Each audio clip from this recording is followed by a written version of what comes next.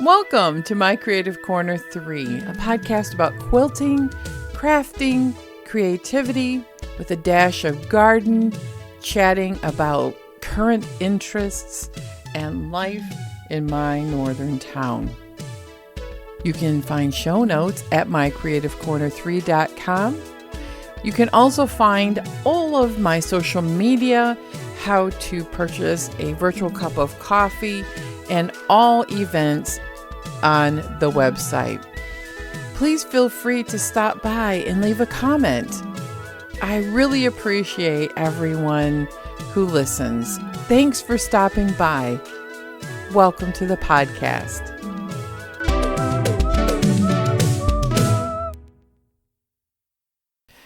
Happy 4th of July. I know, I can't seem to make a podcast without it being an extra day off of work. Well, it's been a wild and crazy few weeks. I know this week, I really have to say the air quality was something I was obsessed with. You know, we've had a lot of smoke in the air from wildfires from all over in Canada since May. And this week it came back and I took a day off of work because I couldn't breathe. It was terrible. The air quality was 250, whatever the measurement is on the EPA app called Air Now. My daughter told me about it. And normally we run in the green here, which is like below 50. And today it's 56, which is considered moderate. But we've been running in the orange and unhealthy for a long time, over a week. And it felt like multiple weeks. You know, it's so strange because it was like fog on the ground, but it wasn't fog. It was the pollution. And at first it started smelling like terrible burning wood. And then it changed to like a chemically smell. And some people said it smelled like plastic, but I'm not a good judge of smelling things right now. So it was weird. It blotted out the sun for days. And it's been really, really weird. Lots of people who have breathing problems, asthma, all of that were seeking medical treatment and going in the hospitals and trying to get medication and inhalers. And yeah, it was wild. So hopefully it's gone. The sun has been out since Saturday afternoon, Sunday, and I love it. But with the sun comes blistering hot days. Yes, it's been close to 90, and I think today is supposed to hit 90. So a little garden update. I was so worried that my plants were going to die. I heard a lot of people talking about that, especially south of me. They lost a lot of their annuals, hanging baskets, and potted plants in the garden. But I did not lose anything. So I was pretty happy about that. And I watered a little bit more to cool them off and try to, not much. I mean, I sprayed them off a few times this week, and we watered and mowed the grass before the terrible air quality started. So this is something I have always taken for granted. I mean, I've heard of air quality issues in big cities, and when they said it was, not, you should not be outside doing heavy work and breathing the air, I get it now. Wow. I'm wearing a mask. I mean, I found KN95s I gave to a couple people at work who were really struggling, and I didn't have to be outside and walking much, and I didn't have to do too much. So I have to say that my really joy and mindful moment this week was when the sun came out and was shining down. I felt like we're in midwinter. It got dark real early. all of that. So if you had air quality issues, the Midwest, I know, was terrible. And I know there are other parts of both Canada and the United States and North America that were really suffering with air quality. And it knocked me down. And then when the sun came out, I started feeling better and able to get some things done, which is what we're going to talk about. So yes, my mindful moment was watching the sun shine on my plants. And then Sunday, we took a little outing to Lake Huron, one of the Great Lakes, that has a place called Rockport. It's an old limestone quarry. There's still a mountain of limestone there. And where there is limestone, there is fossils. Some really cool fossils I have found in the past. I found pudding stones. I found Petoskey stones. I found coral, horn coral, and other types of fossils and shells that were in the limestone. Brachiopod, death plates, things like that. Where there was an inland ocean at one time in the land that is Michigan. And I learned a lot about that this weekend. If you really want to get into to geology, check out several YouTube channels. And I'll have to say I learned a lot about how the formation of the Great Lakes happened with glaciers. So what happened is in more recent geologic time, once the oceans, they still don't know why the oceans left the water. It was an inland ocean, but it had a lot of the sea life that's the same as in oceans today with coral, and they have found other types of animals in the fossils. But when the glaciers came, it carved away the soil on top, and it exposed bedrock, and a lot of other geologic things happened. And now here we are picking rocks on a holiday weekend. We went somewhere where the air quality was clean, and the people, oh my goodness, the people coming up north, probably because it was a long potential weekend. I had to work Monday, but a lot of people didn't. But it was wall-to-wall people. Getting food was an all-day event. Saturday at Costco, and then the traffic, because it's about an hour and a half, 2 hours from our house. And we took all the back roads, so country drives were really pretty, kind of going the old ways that's off the interstate. And Sunday we were like, it's beautiful. Let's take a little drive. And we went to Rockport. We usually go there once a year, sometimes more often. I didn't find tons of fossils, but what I found that was very interesting as to why I told you the geology story is that sometimes when you find big pieces of, it's like limestone and other rocks, they have big cracks in them. So my husband likes to crack them, and he's practicing, for one day when he actually finds some flint or chert to do flint napping, which is tapping the rock like ancient people did and made, tools. So he was cracking the rocks, and lo and behold, in the middle of the limestone, which is about 3 billion years old, according to Google, embedded in it was this brown thing. And at first I thought it was like a seashell, a petrified shell. It looks more like wood. It has area in the middle where it would have been probably where the plant had the vein or they got nutrition, and it's ridged like a piece of wood. I was so excited. So he pulled that off the matrix of the rock, because the rock was actually kind of big and we didn't want to bring the whole rock home. And I took a picture of it and put it up on TikTok and Instagram. It's in a reel. But it's really very interesting because it's dark brown, chocolatey brown, ridged, and it has that lighter spot. It's definitely stone at this point, encased in a 3 billion year old rock. I was so excited. It's like so fascinating.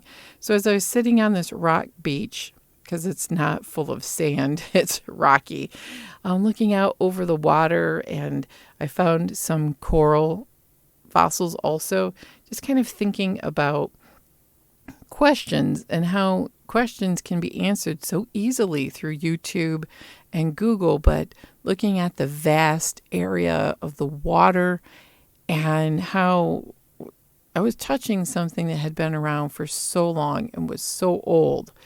And there was this interesting connection of time and space. So that was another really interesting, mindful moment of finding these old fossils. And maybe it's a petrified piece of wood. I'm going to go with that in my imagination.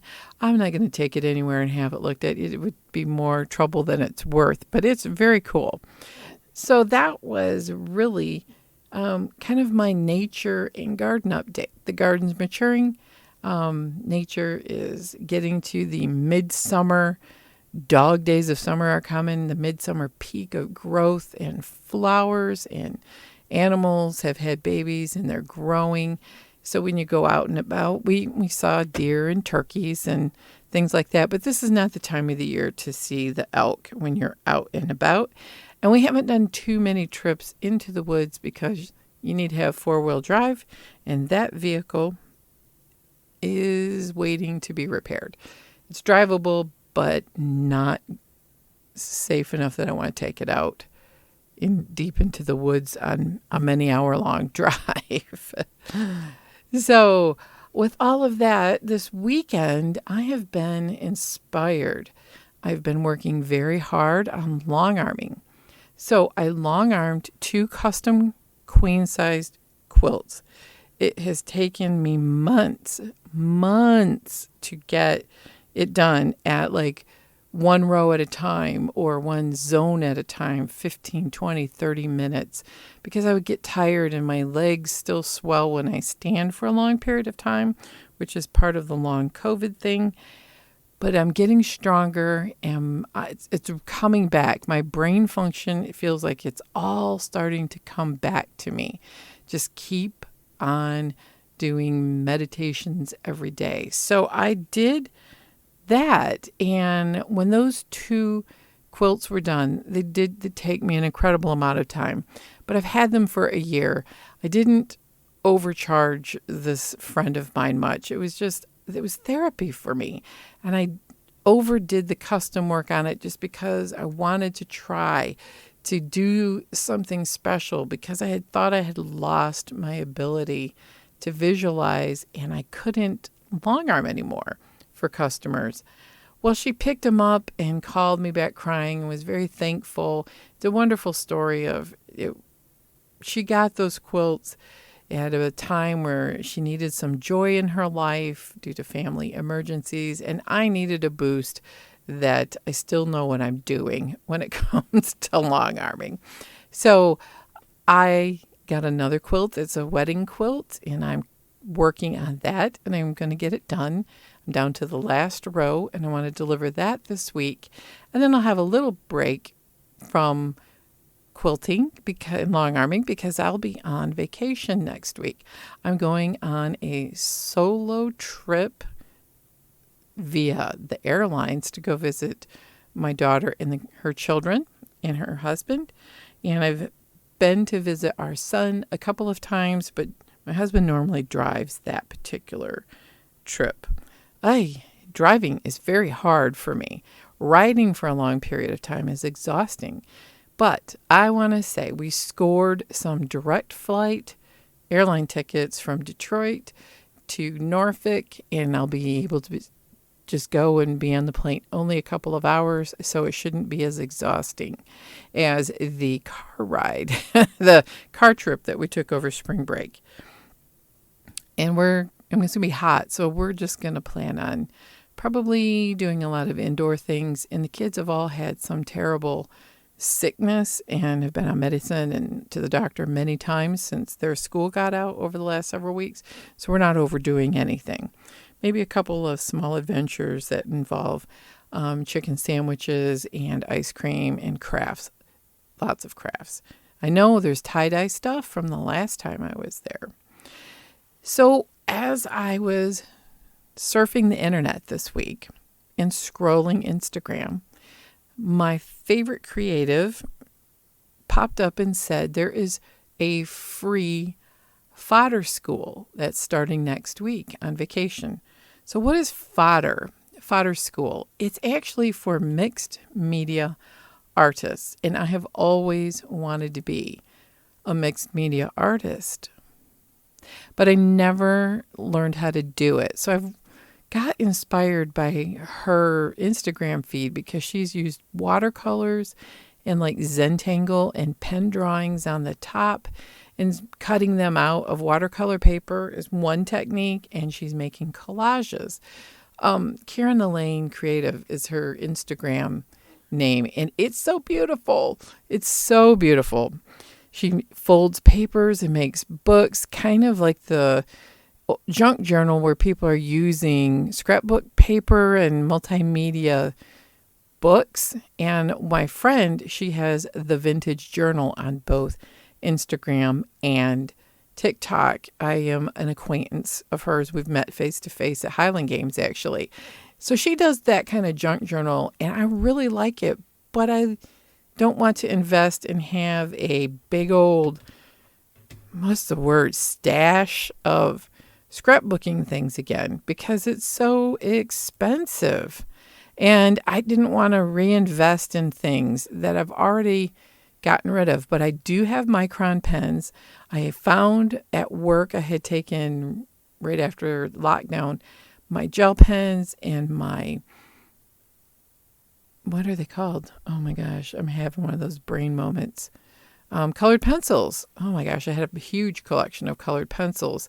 As well as I'm going through my drawer, I found acrylic paint, and I've watched a couple of videos by the people who are doing the free lessons for Fodder School.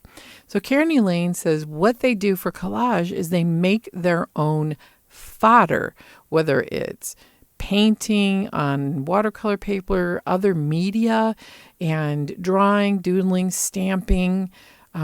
Some make fabric and use hand stitching into their pages, and I'm like so inspired for the first time in several years. Now, if you remember during the pandemic, I did a quote art journal. I was trying in my first little foray, shall we call it, into multimedia. I saw people making little pockets on pages and tags and using all kinds of upcycling bits of paper and lace and stickers. Well, this is a little bit higher end in the art creative part versus just using a bunch of fodder. So this is Fodder School. You make your own. Now, Fodder School is put on by many people, and you can take the full-on course, which is several $100s for a 1-year-long course. I am more of a learner, and I taught myself music like that, and I like the process of exploration, and there's so much free things out there. If you look, you can find it. I'm sure these teachers put on highly produced and wonderful classes, but I'm all about saving money and upcycling.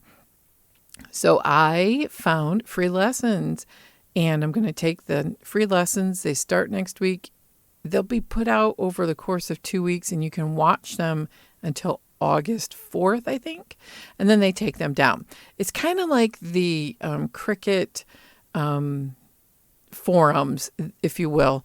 And while I'm gone, there's a flower making one, and I'm pretty sure I know how to make the Cricut flowers, but you get a lot of freebies with it. So I'm going to download those patterns. But Fodder School is more about techniques, and I'm sure they sell their product, and this is a great way to meet teachers and the format. So I am so excited, but I couldn't wait. So this week I started getting, I found my watercolor pigments, and I started practicing just doing a color wash on a page, drawing flowers and cutting them out, and I'm trying to assemble a bouquet right now. So it's a lot of fun, and it's a lot of time and a lot of thinking and playing with different textures and media.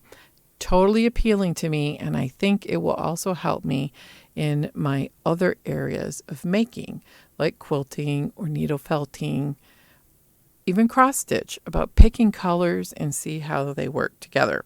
So anyway, I am loving the idea that free classes are going to be presented and I can watch them on my own time, be inspired, take notes, all of that. So you're making collage fodder. Now, what else have I done creatively over the last couple of weeks? I finished my red, white in June. I wound up stitching 2 products that are Fat Quarter Shops patterns. I did the USA stamp, and then I did the cherry tree, which is in the Summer Memories book by Susan Aki. I used 2 different 14 count Aida. I used the blue gingham for the USA stamp. Kimberly Jolly did that, and I am like loving those ginghams. I'm going to buy them in all the colors. The other one, I thought sparkly 4th of July, cherry tree. It's not quite red, white, and blue, but it's on this, it has embedded sparkle glitter in the Aida cloth. And the tree is cherries and green leaves. That kind of looks Christmassy to me. And so I've been inspired about seasonal things because someone said you could change the color or the fruit and make it one for each season. Now, Kimberly Jolly on Fat Quarter Shop's floss tube also took Stitchy Stars and has it colored for all seasons. And they've also done a quilt pattern for table runners of those stars. Lori Holt did. I'm tempted to buy that. But I really, really like the idea of seasonal colors because I love the Stitchy Stars. My hope is to make a drum with that long strip, but I haven't done it yet. But I will. I just have to be ready and mentally prepared because it's a learning process. So that's what I've done, and I continue to catch up and be up to date on my temperature cross stitch. It's been blistering hot, and they're in my favorite color zone, which is purples and pinks. So loving it. Now, the other thing that I have been working on this summer is my 100-day project, which is part of that fodder school in collaging because it's all about making. So we talked about what I've been making, and I'm kind of going where the creative energy takes me. I'm not really having any goals or outcomes or mastering any one thing, but I'm very excited about working on some things that I just talked about. But the other part of my summer 100-day project, or my summer theme, if you remember, it's meditation. I've been doing that every day because I have found since I had long COVID, I've always done some deep breathing exercises, mindful living, quick break meditation, but Headspace is a great app, and I've been using that. I have one more trip to the chiropractor, and all of his meditation programs show that I have really, really improved. So I think I'm coming to the end of my chiropractic needs and my rehabilitation of my body and mind from long COVID. Now, I'm not back to normal, but I'm getting there. And even my primary care said maybe over the next 6 months, it should continue to improve. So I've been meditating because I find it very helpful for my mental health, being at peace, having an open mind, lowering my levels of feeling overwhelmed or anxious, which is anxiety is both a mental health problem and it's also medically induced due to my medication program. And, it's life. It's part of life. So it's been very helpful. And Headspace has a podcast if you want to listen to it once a week. They talk about people's questions about meditation. And then they have like a 5-minute daily mini podcast. And it's out on any podcast catcher. And you don't have to be a subscriber to Headspace. But, you can get it for a pretty good price. So the meditation is ingrained in my practice now. And I'm also working on another thing for my summer theme of M's, meditation, making, and music. Been getting my mandolin out. At first, it was every day for the first couple weeks because I could not, oh my gosh, I could not remember where my fingers went. I couldn't coordinate my left and the right hand to use a pick and strum the notes. My intonation was horrible.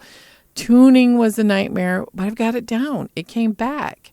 It has flooded back. And reading music is like an old language that I learned as a kid. This is why music lessons as a child, if you have children or grandchildren, highly recommend, because your brain is a sponge at that time and it can absorb it so quickly. And I have been picking the mandolin back up, and I'm picking up speed, shall we say, on these jigs. They're not, say, quite half, but they're not up to tempo.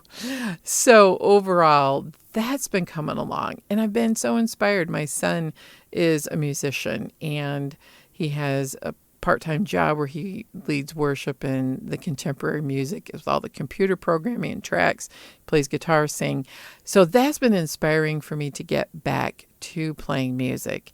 He was invited to be part of a pit orchestra or a pit band. It was 2 saxophones, a bass player, a drum kit, a keyboardist, and him on electric guitar for a musical review of Grease. It was phenomenal. It was so good. And he goes, somebody he knows, or maybe a YouTuber, said, if you want to get better fast and like get your musical chops going, be in a pit orchestra or band. And I have done it many times, and I'm going to tell you, you have to learn things fast. You have to learn an incredible amount of stuff. And he reads music, but it's been a long time. So it was really, really super fun for him. And the people who were in all of they had the characters of Grease. They had a chorus. Everybody except for a handful of people were high school kids. I call them kids because they're so young. But the rest of the adults were part of the theater group. And so fun. One of his friends played one of the Pink Ladies. And so he got introduced to theater people, and everyone in the band except for 1 or 2 people were middle-aged or older. They've been in the music business a long time, so he networked a lot. I had the most fun. And that was the weekend of the Highland Game at Holland, which had 75 athletes. And I have been to games where, they have one place for each event. Well, this was so big, they had four places for each event. Now, there are 10 events in a Highland Game. It's kind of like an ancient Scottish decathlon. And they had enough judges, they had enough volunteers, they had grandstands. It was so much fun. Oh my gosh, you could hear people cheering, and people came and stayed and watched. They had a band and a beer tent, and in the tent was live music, who are professional recording artists of West Michigan. Wow, it was amazing. They even had some vendors, and I just had the most delightful time. I really and truly didn't think I was going to make it. I was so tired and exhausted in the middle of a inhaler change to get something my insurance company would pay for. That's a whole nother topic of aggravation. But everything came together, and my son, our son, came to that. So I just feel really blessed that I've been able to see my parents at the Elma Highland Games and saw my kids either a couple weekends ago or next week. So it's been great. And then my husband and I had this fabulous trip to getting some rocks at the beach, and he was flying his drone and practicing.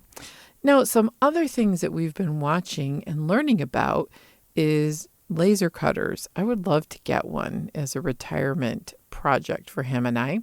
But you know me, love making things and learning things. So that's something that will be, coming up in the future.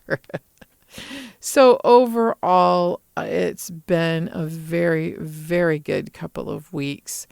And if I didn't say earlier, I'm reading through my notes, I did get some needle felting going with my summer theme, and I made a 3-dimensional ball, and I am practicing some 2D flat lay things. It takes practice and patience. It's coming along. I'd like to make some like pins that you could use or brooches with the needle felting. I've seen some and they're really pretty. I like the 3-dimensional ones, like a bouquet of roses. Those are super, super pretty. And I have to say that with all of the air quality issues, I did a deep dive on houseplants and air quality. So there's a lot of controversy about that, right? If you go on and read, there's a lot of conflicting information. And I found, though, that there is one plant that seems to be hardy and easy to grow that anyone who spends a lot of time inside could have. And that's a snake plant, or a mother-in-law's tongue, I guess they've been called. Now with the a resurgence of popularity in houseplants, you can buy snake plants in many colors and varieties. And I have one that my son started in high school with a horticulture class that they did a cutting. And so it is over probably 12 years old. And they said in this article that snake plants were one of the best plants to have in your home or office for air quality. And now part of the air quality deep dive is there was some mold remediation in the 100-year-old building that I work in that has terrible window air conditioning that's old and nasty and not efficient and blowing all kinds of dirt around, as well as an old boiler system for the heat in the winter. So anyway, it's not the best.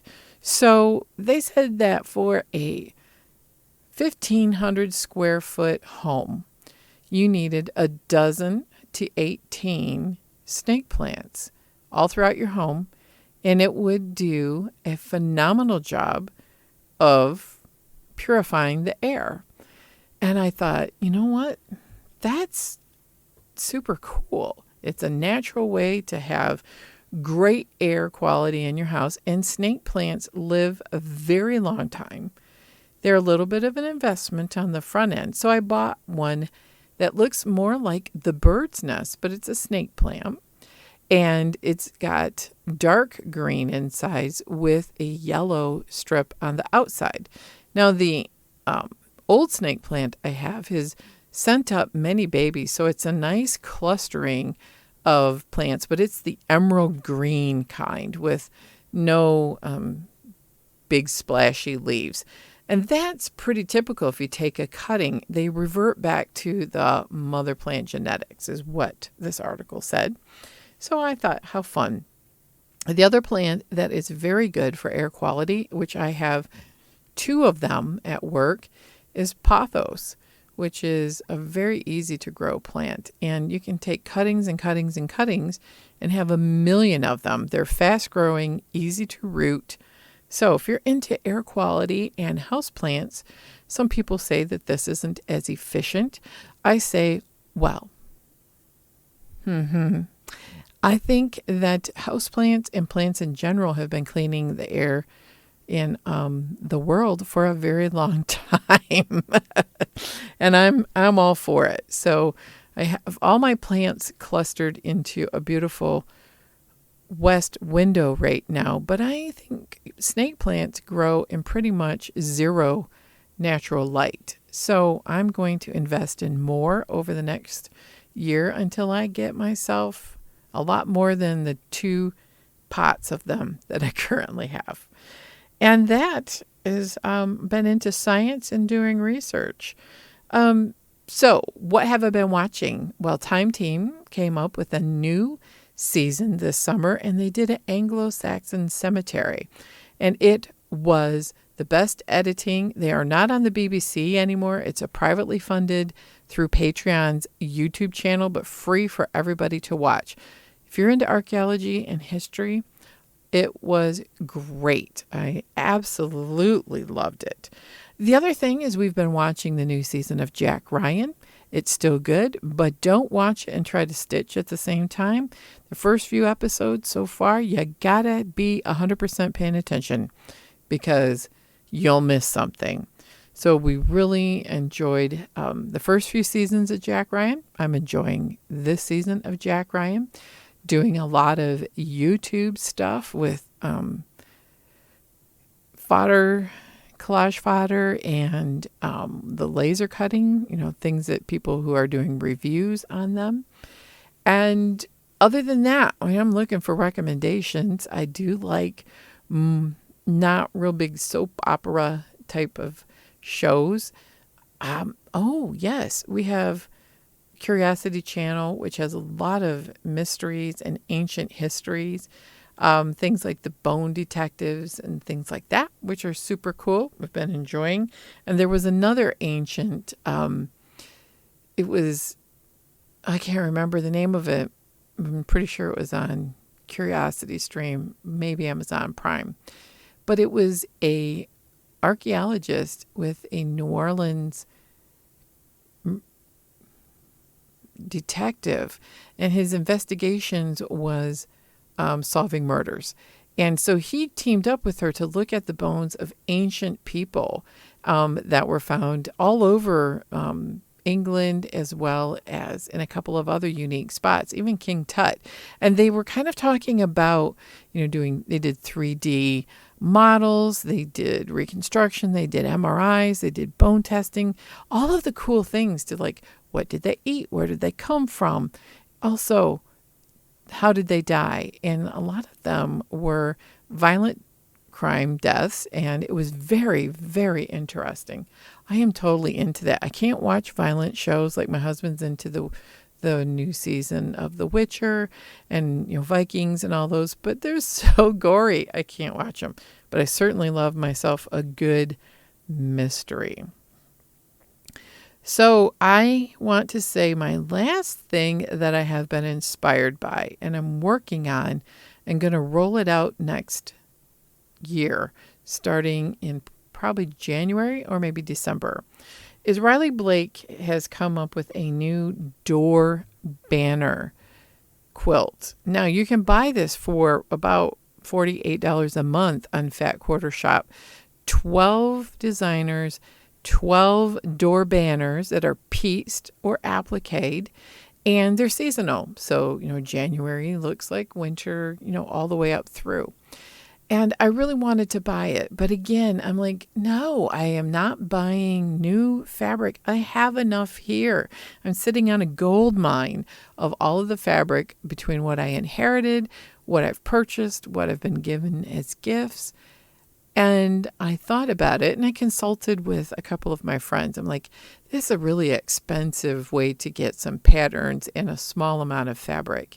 But that's the rules of Riley Blake's club. You have to join the club and you're part of it for a year and you get kits sent to you with the pattern every month. Now, if you know me at all, and if you don't, I'm going to tell you, I don't like applique. And there's a lot of applique in this. So why set yourself up for having applique kits that you're really going to hate making? But they're so cute. However, I got looking through my Lori Holt book and a couple of other patterns as well as freebies online. And I'm like, well, I don't have to design them from scratch. There's seasonal things in all of Lori Holt's books, as well as a lot of her freebies on her YouTube channel and other freebies out there. Like, she has a tall pines tutorial. That could be winter, and something with a heart for February, and 4-leaf clovers and flowers and pumpkins and apples. I have all those patterns. I'm like, I love me some Lori Holt right now. And there's no applique if you don't want to. She certainly does have applique if you want to go that road, but not me. I'm not a fan of that. I like doing English paper piecing, and I'll applique by machine sometimes, but it is not my favorite thing to do one bit. So I have to say I am in the planning stages of what I want to do for my monthly door banner, because I have a perfect oversized door at work. Now the Riley Blake are 20 by 36. So Kimberly was given some of the details, and I'm like, okay, that would be good, because then when I retire, I can still use these on a standard door home door. There we go. And hang on them, because I've been thinking it would be great to have seasonal things. See, I've been really inspired by seasonal things. And so this is the project that I'm working on that's quilting based. I'll keep you updated as I go. There won't be free patterns or anything, but I'll tell you what patterns I'm using and where I got the information. So maybe you could make your own door banners, and I'll talk about them each month next year. Well, that's about all I have to talk about today. And I want to say, have a great day. If you're like me and it's 4th of July, I have the day off. I've been blessed with a job that I can do that. Enjoy your day. Be safe. Be well. And I hope you all have time to be creative and make things. And I will do show notes, and I'll put some links about the things that I talked about in the show notes. And I always end on, I want to thank everybody who has given me a virtual cup of coffee. That would be Barb, that would be Diane, that would be Gail. Thank you for your unending support. And I want to thank everybody who comments, who likes, who shares, because that's really how we get this podcast to more people, and we can keep our conversation going. You can join the Facebook group, My Creative Corner 3. It's been a little quiet lately because I've been kind of not feeling great with everything going on, but I'm going to keep posting. I posted a little bit about my collage making, my first attempts this week. And you can always buy a virtual cup of coffee at Ko-fi if you would like. It's not required or necessary, but it sure helps defray the cost of having a podcast. So thank you all. I want to thank Kristen of Simple Handmade Every Day for giving me the idea to maybe design my own door banners, and for all of the support that each and every one of you give. So until next time, quilt on and take time every day to make something, even if it's 15 minutes of play. Have a good one.